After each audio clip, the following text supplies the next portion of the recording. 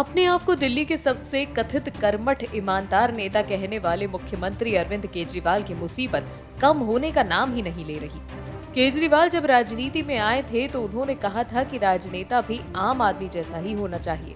देश के नेताओं को लाओ लश्कर से दूर रहना चाहिए। नेता ऐसा हो जिसमें जनता अपनी ही छवि देख सके। लेकिन केजरीवाल खुद अब खास बन रहे हैं, उन्हें पता भी नहीं चल रहा है। देश की राजनीति के रंग सरीके नेता कब राजा बनकर बैठ गए दिल्ली की जनता के ऊपर, ये उन्हें समझ में ही नहीं आ रहा।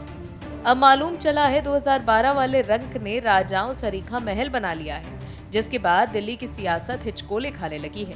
अब सीएम केजरीवाल के कथित महल पर एक और बड़ा खुलासा हुआ है, जिसमें कहा गया है कि साहब ने महल की साज सज्जा ही नहीं की, बिना टेंडर नया आवाज भी बनवा लिया। क्या है खबर, आपको बताते हैं। टाइम्स नाउ नवभारत के ऑपरेशन शीश महल के तहत सीएम के सरकारी बंगले को लेकर कई खुलासे हुए। ऑपरेशन शीश महल में 5वें पार्ट में एक और खुलासा हुआ। इसमें सैटेलाइट इमेज से जो खुलासा हुआ है उससे ये पता चला कि रेनोवेशन की जगह नया घर खड़ा कर दिया गया है। सैटेलाइट तस्वीरें जो निकाली गई हैं वो दिखाती हैं कि केजरीवाल का पुराना घर कहाँ है और नया घर कहाँ है। इसके साथ ही ये भी सवाल है कि इनमें नियमों की अनदेखी भी की गई।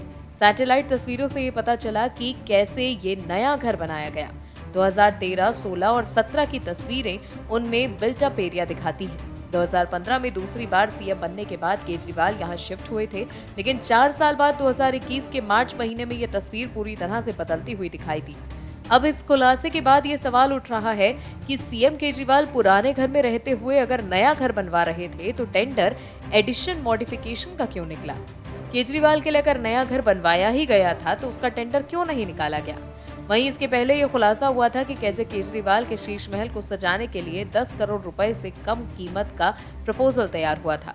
10 करोड़ से ज्यादा रकम होने पर इसका टेंडर निकालना पड़ता है। ऐसे में इन खुलासों के बाद केजरीवाल एंड कंपनी पूरी तरह से घिर गई।